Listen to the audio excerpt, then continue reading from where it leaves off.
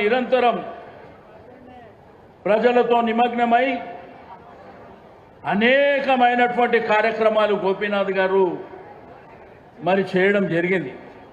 గోపీనాథ్ గారు ఇప్పించిన 3600 ఇండ్లు గుర్తుంది కదా. గోపీనాథ్ గారు అనేకమైనటువంటి కార్యక్రమాలు చేసిండు. రెండోది పండుగలకు చూసినాం మనం. మాంకాళి జాతర వచ్చినా, బతుకమ్మ పండుగ వచ్చినా, రంజాన్ వచ్చినా, క్రిస్మస్ వచ్చినా వినూత్నమైనటువంటి కార్యక్రమాలు చేపట్టింది కూడా మనం చూడడం జరిగింది. కాబట్టి గోపీనాథ్ గారు మన మధ్యలో లేరు. వారు అకాల మరణం చెందిరు. కాబట్టి ఎప్పుడు రాని కుటుంబం వాళ్ళ భార్య, బిడ్డలు, కొడుకుతో సహా మీ దగ్గరకు వచ్చిండ్రు. వాళ్ళని ఆశీర్వదించి దీవించి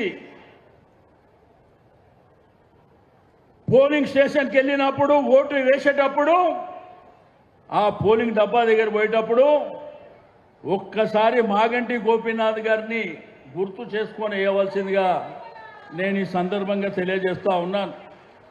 ఒకప్పుడు బోరబండ కానీ, రాయమత్ నగర్, ఈసుగూడ, ఎర్రగడ్డ కానివ్వండి, ఆ రోజు పి జనార్దన్ రెడ్డి గారు మిమ్మల్ని అందరినీ నిలబెట్టినవాడు.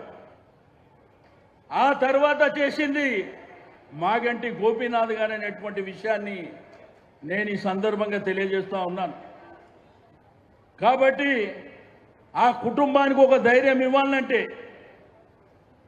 గోపీనాథ్ గారిని మనం ఎట్లా చూసినామో ఆ కుటుంబాన్ని కూడా అట్లా చూడవలసినటువంటి అవసరం మన పైన ఉన్నది అని చెప్పి నేను ఈ సందర్భంగా తెలియజేస్తా ఉన్నాను.